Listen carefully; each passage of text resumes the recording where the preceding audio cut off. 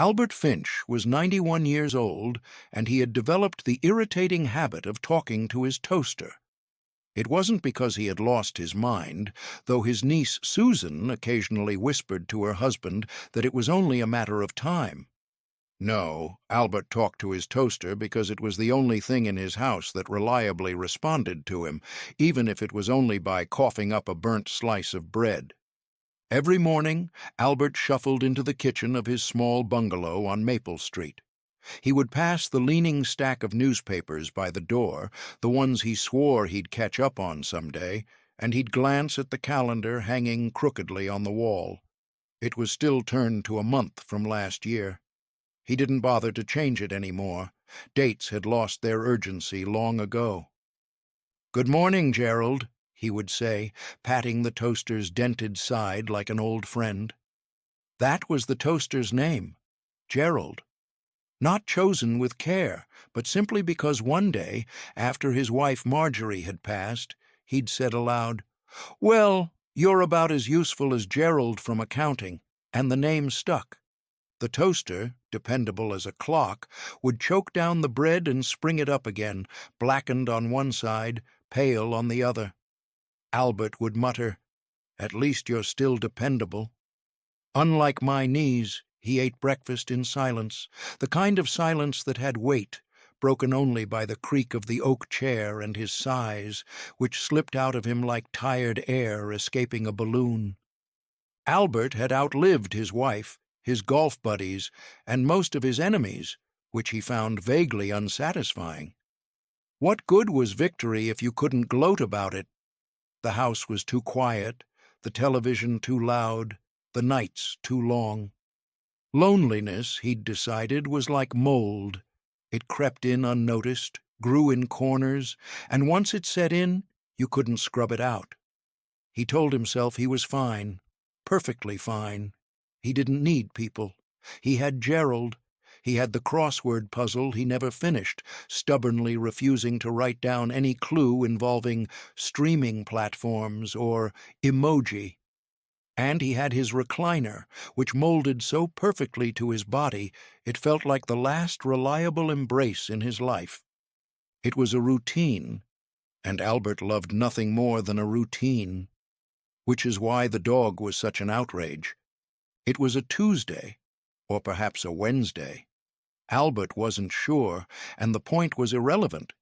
He had dragged the garbage can to the curb, muttering about how plastic bags were designed by sadists, when he noticed something on the porch. A dog, brownish, with patches of black and gray, shaggy enough to suggest both neglect and resilience. One ear flopped sideways as if it had given up standing, and its eyes, those eyes, were a strange amber color, alert and uncomfortably intelligent. "Shoo!" Albert commanded, waving a bony hand. The dog didn't budge. It tilted its head slightly, as though cataloging his weaknesses. "I don't do animals," Albert said, louder this time.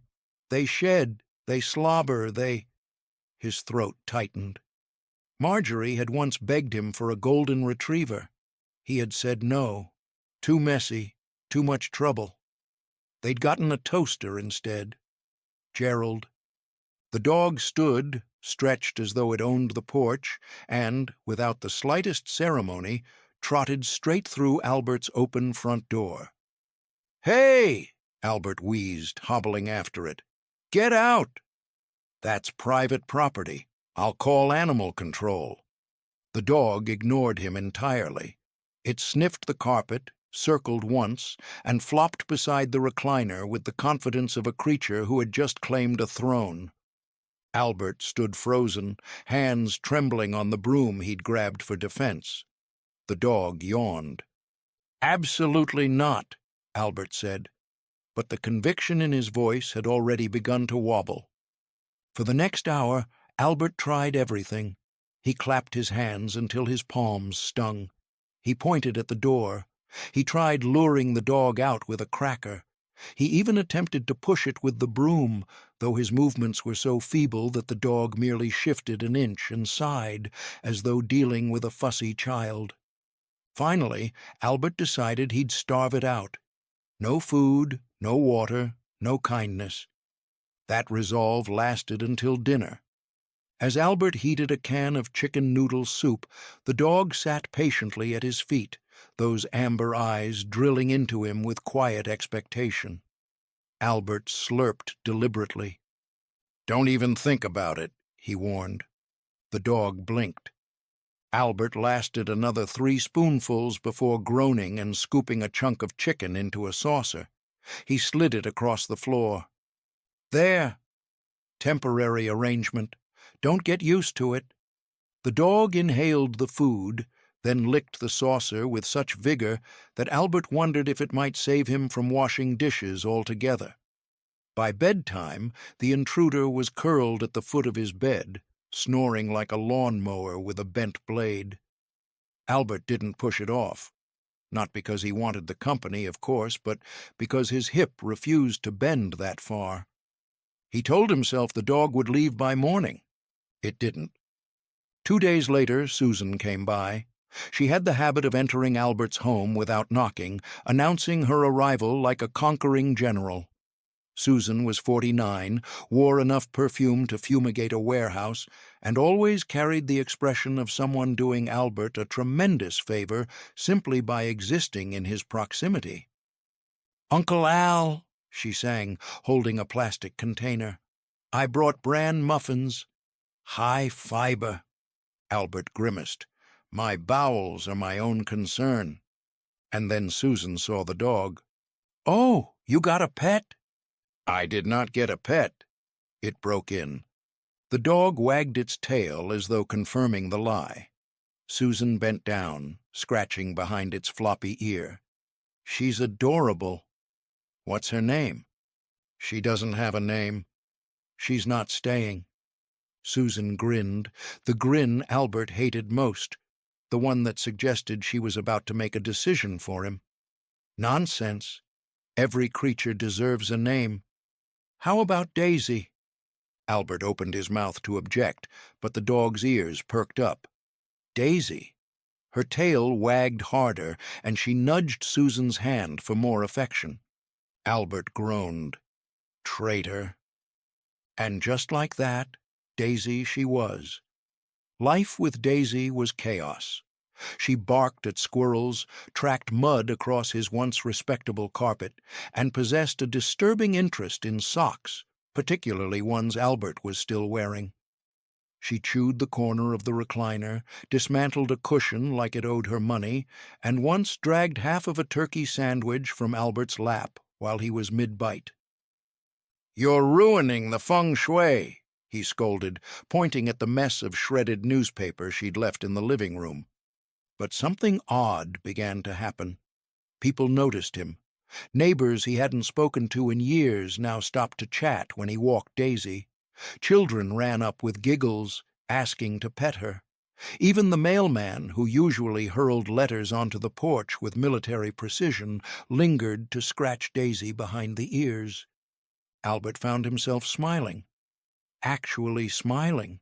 And once, when Daisy dragged him 2 blocks farther than he'd intended, he realized he hadn't been outside his immediate neighborhood in almost a year.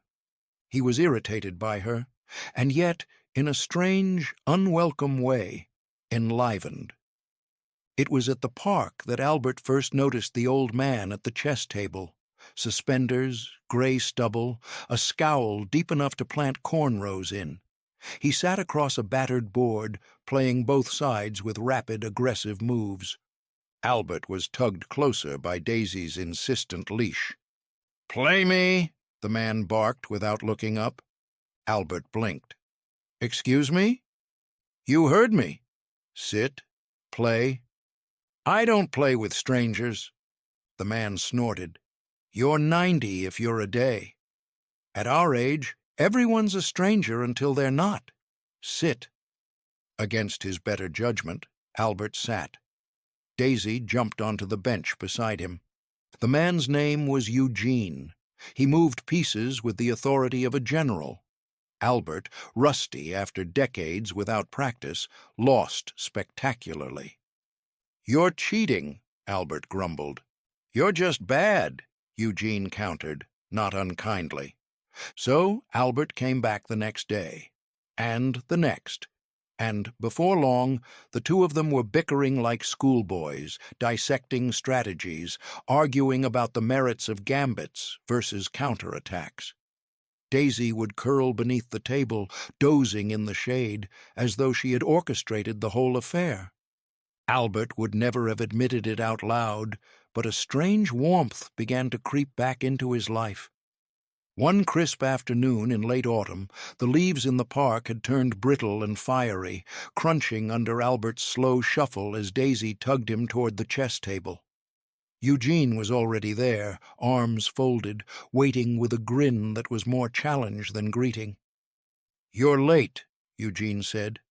Albert dropped heavily onto the bench. "I walk at the pace of a man who's 91. You want me to run a marathon too?" "You'd lose that as quickly as you lose at chess." Albert harumphed, though he secretly enjoyed their banter. Daisy sprawled under the table, sighing the long sigh of a creature perfectly content. They played for an hour, drawing the occasional onlooker. It was the kind of game that might have looked serious to passers-by, but to Albert and Eugene it was war, conducted with pawns and sarcasm. "Check," Eugene declared triumphantly, leaning back. "You're insufferable," Albert muttered. "I should have brought Gerald." "Gerald? My toaster. Smarter than you." Eugene chuckled, and something in that sound, the dry crackle of it, made Albert realize it had been years since he'd sat across from someone and felt the push and pull of real companionship. Not family obligation, not pity, but genuine back and forth, the kind that sharpened your edges instead of softening them. It might have gone on this way indefinitely, until the day Daisy saw the squirrel. It was a blur, brown fur streaking across the street, Daisy exploding from under the chess table with the speed of a missile. Albert's hand snapped tight on the leash, but his reflexes were no match. "Daisy!" he roared, his voice cracking. The world slowed into fragments, screech of tires, squeal of brakes, Daisy's startled yelp. The leash yanked from Albert's hand, sending a jolt up his arm that rattled his bones. He shuffled forward as fast as his body would allow, his chest tight, heart hammering against ribs that suddenly felt too fragile. By the time he reached the curb, Daisy was lying on her side, trembling, her eyes glassy. She whimpered once, then went still. Albert's throat constricted.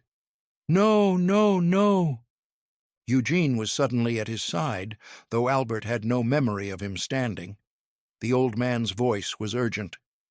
"We need to get her to a vet. Now." I don't drive anymore," Albert stammered.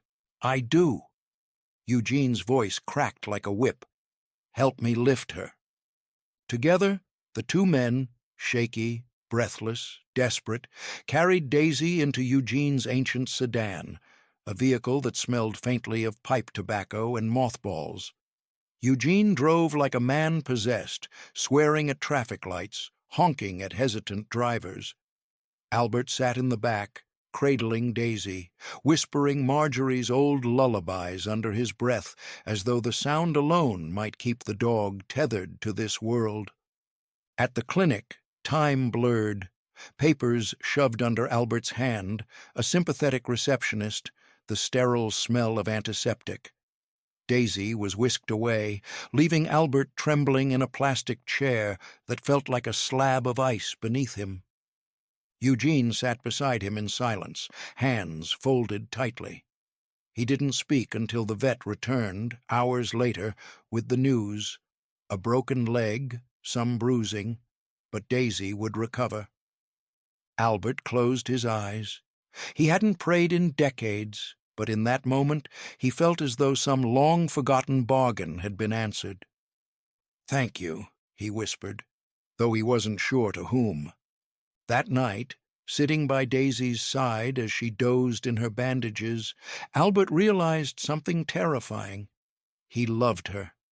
not in the casual way of feeding a stray, not in the half-hearted manner of tolerating a nuisance, but in the marrow-deep way that comes only after loss has hollowed you out and something manages to take root in the emptiness.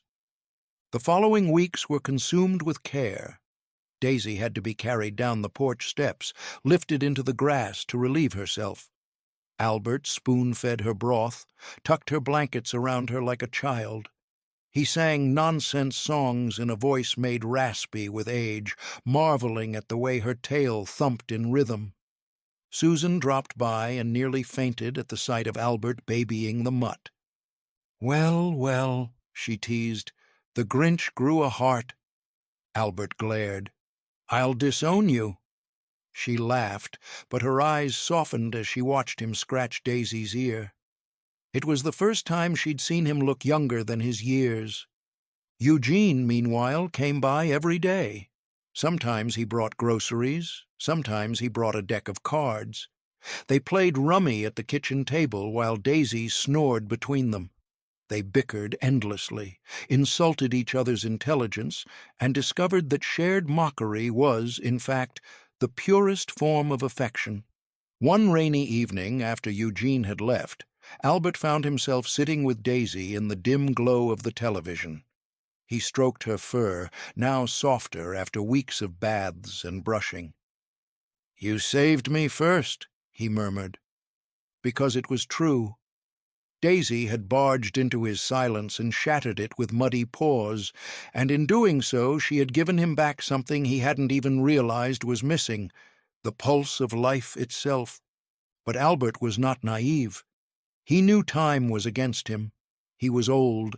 Every sunrise was a gift, every ache a reminder. One day, inevitably, Daisy would be left without him. The thought clawed at him, filling his chest with a dread he had not felt even in war. He began writing letters, one to Susan with instructions, one to Eugene, a set of notes tucked into an envelope marked, "For Daisy." It was a ridiculous thing, and yet it felt necessary, because for once Albert had someone to leave something behind for. Winter crept in with a brittle cold that made Albert's joints scream. Still, he bundled up and shuffled to the park with Daisy trotting carefully on her mended leg. Eugene was waiting, as always, with his chessboard. "You know," Eugene said one morning, "you're better company than most of my relatives." Albert smirked. "I'd say the same, but my relatives might hear it and get ideas." The two men chuckled, and Daisy wagged her tail as if she understood that the world, for all its cruelties, still held room for laughter. By spring, the air softened, and the first shoots of green pushed through the tired earth. Albert found himself lingering outside more often, Daisy trotting beside him with her mended leg, nose buried in every tuft of grass, as if the world was suddenly a buffet of aromas she'd never tasted. The neighbors had grown used to seeing them together. There was Mrs. Callahan from 3 doors down, who always remarked, "She's such a good girl," as though Daisy were a child with straight A's. There were the Hernandez twins, 7 years old, who squealed, "Daisy," every time they saw her and begged to hold the leash. Even the mailman, previously known for his habit of launching envelopes like grenades, now squatted down each afternoon to rub Daisy's belly, laughing in a way Albert found contagious. It was an odd sensation to be part of something again. People waved at him. They stopped to chat. He hadn't realized how invisible he'd become, how much he had faded into the background of the street like old wallpaper. Daisy had dragged him back into view, sometimes literally. Still, Albert clung to his gruffness. When Susan visited and teased him for spoiling the dog, he grumbled, "She's a parasite." When Eugene ribbed him about talking to Daisy more than to humans, Albert shot back, "She's smarter company than you." But no amount of grousing could disguise the truth. He was different now, lighter. It was during one of their walks to the park that Albert received the letter. The envelope was crisp, official, stamped with the city seal. He frowned, tore it open with hands that shook more than he liked, and squinted at the typed words. The dog had no license. If Albert intended to keep her, he would need to pay a fee and register her properly. Failure to comply would result in removal. Albert sat heavily in his recliner, the letter trembling in his grip. Daisy padded over and rested her chin on his knee, amber eyes fixed on him. He scratched her head absent-mindedly, heart thudding. It was one thing to let a mutt sleep on your bed and steal your socks. It was another thing entirely to put your name on paper, to declare ownership in the eyes of the city, to admit, out loud, in writing, that Daisy was family. He thought of Marjorie. He saw her face as she had looked in their younger years, laughing in the kitchen, flour dusting her cheek. She had wanted a dog. He had said no. Now, decades later, the universe had delivered one to his porch, as though mocking his stubbornness. Albert folded the letter, tucked it under Gerald the toaster, and said quietly, "Looks like you're officially mine, kid." The next day, he and Eugene went to the licensing office together. Eugene mocked the absurd bureaucracy of it all, declaring, "They should license us too." "We're more dangerous," Albert retorted. "Speak for yourself." "I'm harmless. You're a menace with those suspenders." The clerk behind the counter rolled her eyes at the bickering but smiled when Daisy licked her hand. Papers were signed, a fee was paid, and just like that, Daisy Finch existed in the records of the city. Albert carried the certificate home like it was a diploma. He pinned it to the corkboard in the kitchen, right beside the faded photograph of Marjorie in her garden. Life settled into a new rhythm. Mornings were no longer silent. Daisy insisted on a brisk walk before breakfast. Evenings were filled with chess games and arguments with Eugene. The house, once a tomb of stale air and creaking silence, now pulsed with life. One Saturday, Susan brought over a basket of laundry she claimed she didn't have time to fold. "I figured Daisy would enjoy the pile," she said slyly. Albert grunted, but later that night he caught Daisy burrowing into the warm fabric, sighing with a joy so pure it made his chest ache. He folded the laundry afterward, muttering to himself the entire time, but his hands were gentle as he placed each shirt and towel back into the basket. The months slipped by. Albert found himself talking less to Gerald and more to Daisy. He told her stories about Marjorie, about his days in the service, about the time he had accidentally set fire to his high school science lab with a poorly supervised Bunsen burner. Daisy listened with the kind of patience only a dog possesses, her tail thumping at the dramatic parts. Sometimes Eugene would stay late, the chessboard abandoned, and the two men would sit in companionable silence while Daisy snored between them. "You ever think," Eugene said one night, "that we're not done yet?" Albert raised an eyebrow. "At 91? I think the universe has gotten its money's worth out of me." Eugene shrugged. "Maybe. Or maybe we've just been waiting for the right company." Albert looked down at Daisy, her chest rising and falling in steady rhythm, her paw twitching in some dream.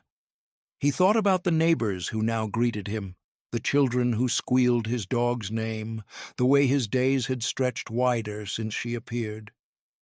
"Maybe," he said softly. The following spring, Albert did something that shocked the entire neighborhood. He hosted a gathering. Nothing grand, just lemonade and cookies on the porch. But people came, neighbors, children, even the mailman. Eugene brought a folding chair and a bag of pretzels. Susan arrived with a cake shaped like a bone, which Daisy demolished to the delight of everyone watching. Albert sat in his recliner afterward, exhausted but glowing. The house still smelled faintly of sugar and laughter. Daisy curled in his lap, despite being far too big for it, and Albert let her stay. You saved me first, he whispered again, pressing his forehead against hers. For once, he didn't feel foolish talking aloud, because it was true. Albert Finch had thought his life was winding down, a slow shuffle toward the end in a house that had grown too quiet. But Daisy had barreled through his door and, in doing so, had cracked him open to the world again. She had given him neighbors who knew his name, a friend who challenged his mind, and the startling, humbling reminder that it was never too late to begin again. He was still old, still creaky, still prone to muttering at his toaster, but he was no longer alone, not by a long shot, and that made all the difference.